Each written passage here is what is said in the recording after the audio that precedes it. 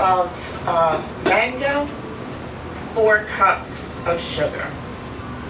Right, and actually, if your mango has any fiber, I wouldn't use it, because instead of having a nice, smooth jam, it's going to be clumpy and it's just not pleasant to eat. So stay away from anything with fiber in it. Oh, that's good. Tried it with a fibrous mango. It clumped together. It didn't smooth out at all. It was very stringy, in other words. Right, but could you possibly break that down somehow by blending it, straining it, then proceeding? You may want to like zip it around in your food processor a little bit. That might work. Now be very careful with, especially since we're doing a little hack here and we're not using the dry measure. See, even this is just over a little bit, but you want to be pretty precise in that. Yep, and you can put it in here. That's good. Vivian, is that ratio like 6 cups of flour? Is it? That is pretty standard, except for blueberries for some reason, I don't know. It is 6 cups of fruit to 4 cups of sugar, 1 pack of mango, 1 pack of pectin. There are some recipes that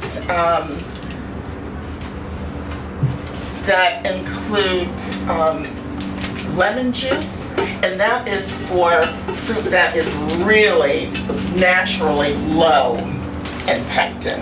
A lot of fruit already has naturally enough pectin. 1/4 cup of sugar, 1 packet of pectin. Be careful when you open it because it can fly everywhere. And then just mix it up.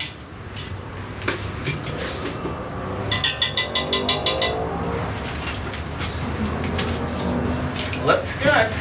You don't have to sterilize your jars. I have always done it, but you don't have to sterilize your jars if you're processing for more than 5 minutes. These jams process for 10 minutes, so technically we don't have to sterilize, but I do. To just take that extra step, I think is a move. I'm going to start with hot jars, hot lids. Since you're heating your lids, since you're heating your jars anyway, just go ahead and sterilize them while you're getting everything else ready. So this would have been the second thing that I did, but I wanted to show you the jars.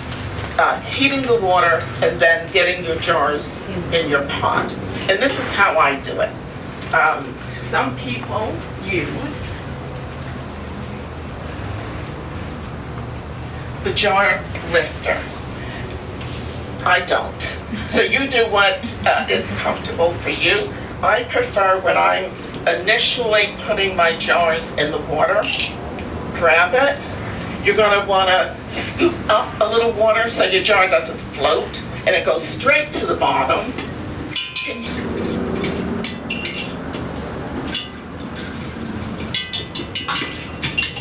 And you can just put them right in the pot.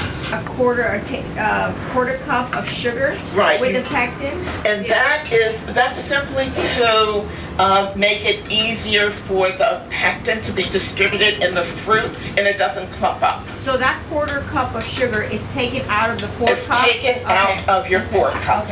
Okay. No, I want less than 6. I want 5 3/4. Yep.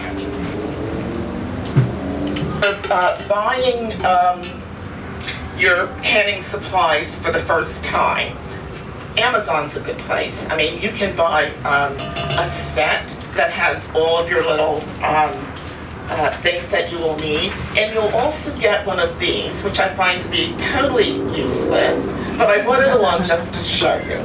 This is supposedly to make it, there's a magnet on the end, and it is supposed to make it easier to pick up the lids But I find once it gets wet, I'm just chasing those lids around the pot. Using the frozen fruit, make sure you're using the juice as well. Don't just take the solids. You want the whole fruit. Okay, so peg into the pot with the fruit. Because we're going to cook it in that pot. And this as well.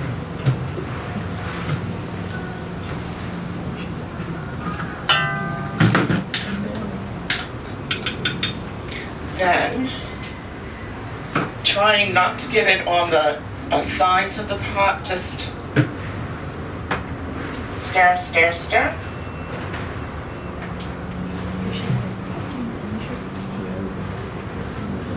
I would go like this. Well, I'm trying to get it off the spoon now. Okay, so if you would put that on the stove. That's stirred enough because you have to cook it now. Can you show us a little bit what it looks like, maybe? Okay, slow it down for a minute. Not all the sugar yet, just the Just gotta walk it around. Oh. Vivian, did you put all the sugar in there or just a quarter? No, you don't put the sugar in until it comes to a boil. Just the quarter cup. Just a quarter cup with the With the pepper. Right, right.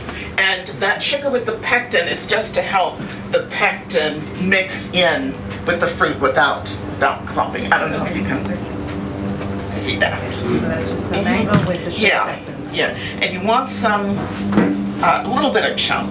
Looks a little bit fibrous. There is no fiber. Let's say cooked jam directions on the front. And the first 7 items is your procedure, a stick.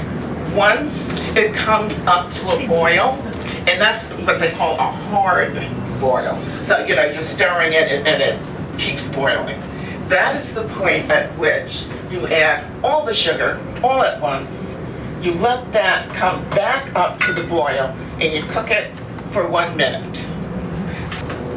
You already added the 1/4 sugar with pectin? Yes. Or that before boiling? Yes. Oh. That you put in cold. Oh, okay. You know, just put it in. And that is what is going to begin the thickening.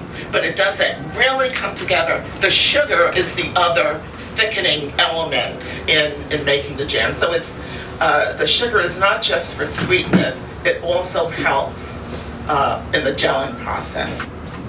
Once you open it, Vivian, how long do you keep it in the refrigerator? Like, how long do you think it lasts? It lasts a couple of months, if you can keep it that long. On the shelf, unopened, about a year. Okay. And with the strawberries, it's not that the fruit is hard, but strawberries have a tendency to float in your jar. But if you blend them in the food processor a little bit, it more evenly distributes them with the jelly part. It's a hard boil, stirring it and it's still bubbling. This is the point at which you want to add all of your sugar all at once. Now count a minute. right. Does anyone? I have a timer. Okay. When I say go, start timing, I need a minute. You count once it comes back up Oh, to you the start? hard. Okay, so Yeah. restart. That's it. important. That's important. Use any amount of any ratios that you want. As long as you're sticking to 6 cups, it could be, I usually go from 2 to 3 with the pineapple.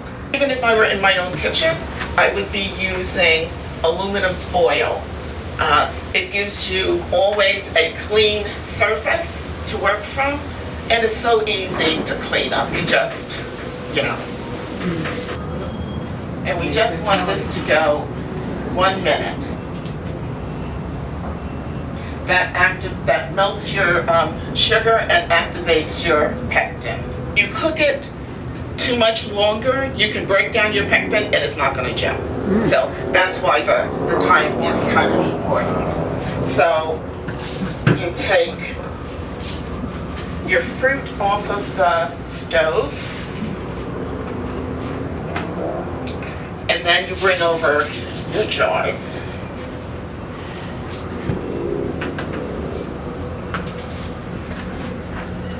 Drain it and put it on my board.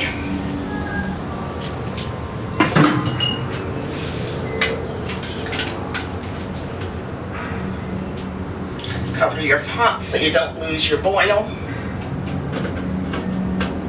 In front of your jars, you get your ladle,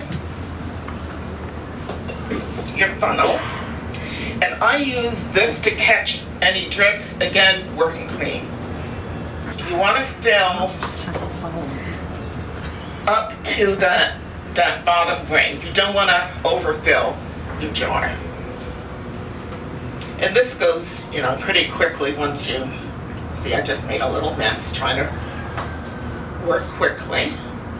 What happens if you don't fill to that bottom ring? Say you have like a 1/4 of an inch down. You're leaving a lot of air. Leaving a lot of air in the jar. It might not set. It may. If you're only going halfway, for instance, you're in a danger zone. You don't want to do that. I would, in that case, if you don't have enough to fill it, Just eat it? put it in the refrigerator. Yeah. Don't even bother. Isn't it ready to be eaten? To fit this pot, that would hold more jars, but, Your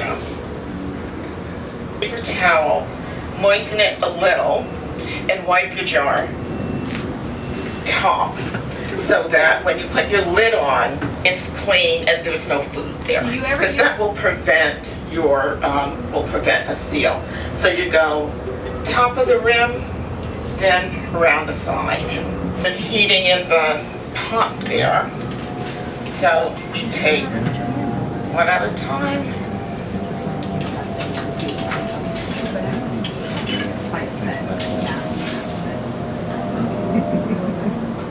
And kind of center it on your jar.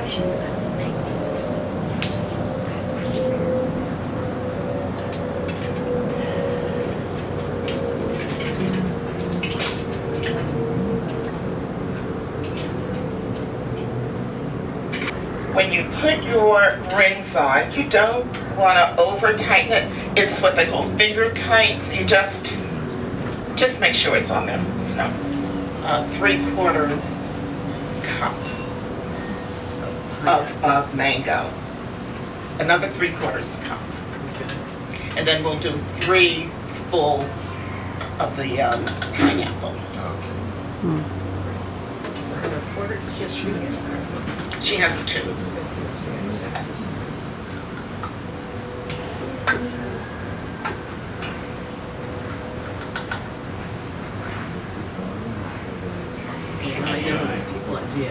No, actually, we have to go. No, a little bit more. Because at home, I was thinking 2 cups of, go up to 1 1/4. That's your hexagon sugar mix. And mix it in with, put in your mangoes, mix that together. No, what I meant, I'm sorry. So put that in there, mix everything together.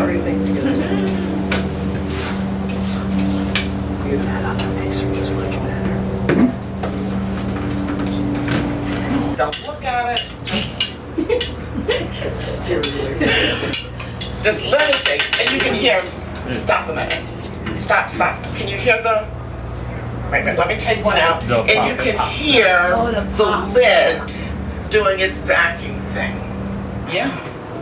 So Vivian, once you take them out, the ones on that side, you have to let them sit there for 24 hours? Let them sit 24 hours or overnight. Okay. So Before you if store you 'em. made your jam at 3 o'clock in the afternoon, that following morning, I am checking, and when you check your lids for, to make sure that they have set, just press your finger there. It should not have any resistance at all. It shouldn't, pop up and I jam. have one more question. If we wanted to do a jelly, instead of a jam, would the proportions be the same? With the jelly, you're not, first of all, You're you're using using juice. juice, Right. you're not using the fruit. Right. And there are, On the sheet? on the sheet, instructions for jelly. So depending on what you're making, just follow. I mean, the Sure Gel is pretty straightforward and a simple recipe to follow. Yeah. If you used a non-sugar, so like if, I don't know if diabetics could have jam or anything like that, and you had mentioned previously that the sugar helps in the thickening, so if you would use a sugar substitute, You'd have a softer. Oh, you just have a softer texture? Okay. Yeah, Okay, yeah. okay. And that would be the case also if you use considerably less sugar in this low sugar pectin recipe. You just don't get the scent. Got it. Yeah, I mean, how can you use 4 cups of Splenda? Yeah. Well, you wouldn't. You wouldn't. Right. There are, you would follow your recipe. The recipe's And, pretty Yeah. splendid. Okay. yeah. Any other questions? How about a nice round of applause for our jam maker and our Thank you. Now, what we're going to do with these jars of mango, jars of jam, is debatable. You may take a jar home if you'd like, jar or 2. I'm not taking them home with me. I'll take one. Well, wait a minute, I helped her out.